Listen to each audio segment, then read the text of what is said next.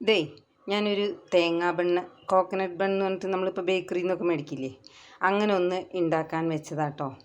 ഗോതമ്പ് മാവാണ്, മൈദയല്ല. തേങ്ങ, മുന്തിരിങ്ങ, ശർക്കര, അണ്ടിപ്പരിപ്പ്, ഇതാണ് ഉള്ളിൽ സ്റ്റഫ് ചെയ്തിരുന്നത്.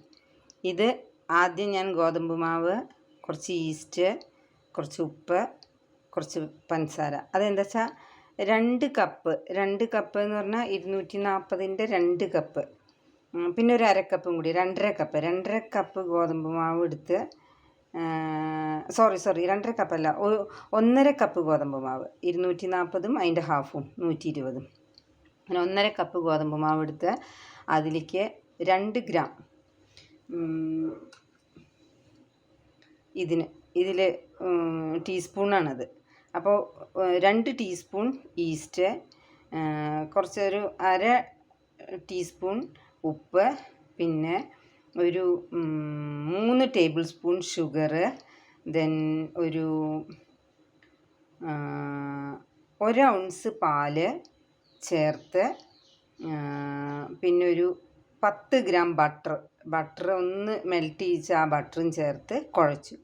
എന്നിട്ട് പാകത്തിന് വെള്ളം ചേർത്ത് ചപ്പാത്തിനേക്കാൾ ലേശം കൂടി, ചപ്പാത്തിക്ക് കുഴയ്ക്കുന്നതിനേക്കാൾ കുറച്ചുകൂടി വെള്ളം കൂട്ടിയിട്ട്, കുറച്ചും കൂടിയിട്ടോ, ആ കൺസിസ്റ്റൻസിയിൽ അങ്ങനെ കുഴച്ച് വെച്ചു. എന്നിട്ട് കുഴച്ച് പൊങ്ങാനൊക്കെ ആയിട്ട് വെച്ചു. കുറച്ച് ഒരു 2 മണിക്കൂർ കഴിഞ്ഞിട്ട് ഞാൻ അപ്പം നന്നായി ഇങ്ങനെ നീഡ് ചെയ്തു, മീൻസ് കുഴയ്ക്കുക, ഇങ്ങനെ നമ്മൾ നീഡ് ചെയ്യുക പറഞ്ഞാൽ ഇങ്ങനെ ഉരുട്ടിയിട്ട് ഇങ്ങനെ നീട്ടി വയ്ക്കുക, ദെൻ വീണ്ടും ഫോൾഡ് ചെയ്യുക, അങ്ങനെ നീഡ് ചെയ്തേ. എന്നിട്ട് നീഡ് ചെയ്ത് വെച്ചു. ഇപ്പോൾ 2 മണിക്കൂർ കഴിഞ്ഞു. അതിൻ്റെ ഇടയിൽ ഒരു പ്രാവശ്യം കൂടിയൊക്കെ വന്ന് വീണ്ടും കുഴച്ചൊക്കെ വെച്ചു. അപ്പോൾ ഒന്ന് മാവ് ഇങ്ങനെ ഫ്ലഫി ആവുകയും, എന്നിട്ട് അതിൽ നിന്ന് എടുത്തിട്ട് 2 പോർഷനാക്കി. ബേസിലൊരു പോർഷൻ, ഇത് ബട്ടർ തേച്ച കേക്ക് ടിന്നാണ് കേട്ടോ, ബട്ടർ തന്നെയാണ് ഇതിലും തേച്ച് വെച്ചത്. എന്നിട്ട് ബേസ് ഒരു ഷീറ്റ് ഇട്ടു. ഒരു ഷീറ്റ് മീൻസ് ഈ മാവുന്ന് ഞാൻ ഒരു പോർഷൻ എടുത്തിട്ട് അതിനെ ഇങ്ങനെ കൈ കൊണ്ട് തന്നെ പരത്തിയിട്ട് ഈ പാത്രത്തിൻ്റെ അടിയിൽ വെച്ചു.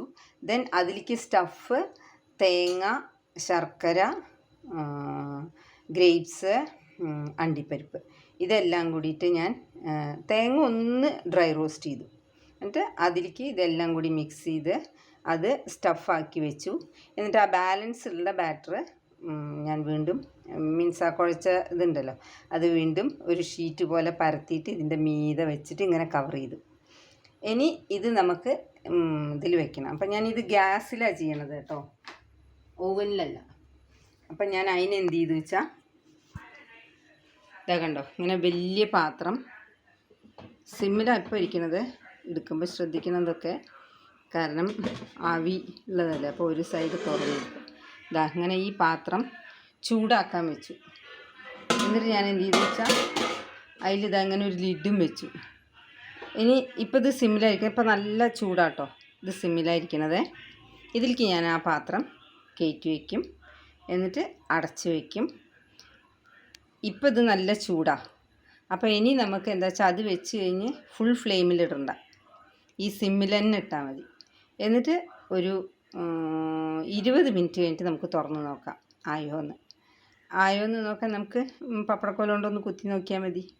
അപ്പം നമുക്ക് സ്റ്റഫ്ഡ് ബണ്ണ്, കോക്കനട്ട് ബണ്ണ്, നമ്മൾ ബേക്കറിയിൽ നിന്നൊക്കെ മേടിക്കുന്ന കോക്കനട്ട് ബണ്ണില്ലേ, അത് ആയി കിട്ടാനാണ്. ഇനി ഞാൻ എന്നിട്ട് അത് വെച്ചിട്ട്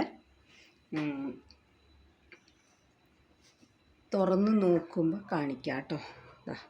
അപ്പം ഞാനത് വെള്ളമൊന്നും വെക്കേണ്ട ആവശ്യമില്ല, വെള്ളമൊന്നും വേണ്ട കേട്ടോ.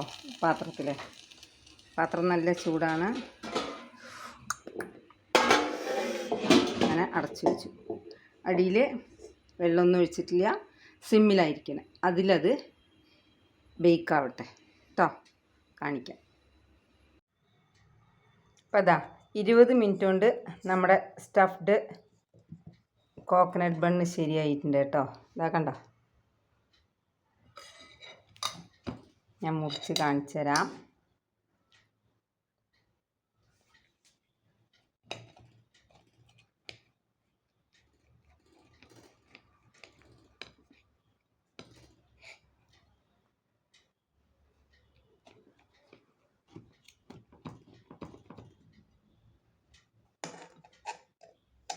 കണ്ടോ, ഞാൻ എടുക്കട്ടെ കേട്ടോ.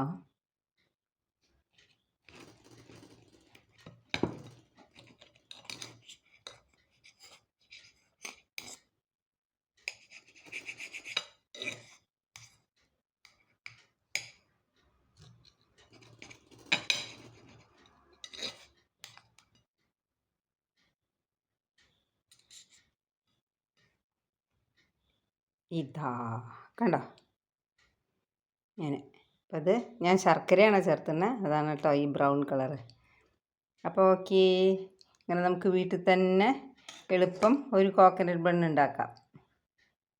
ഓക്കേ.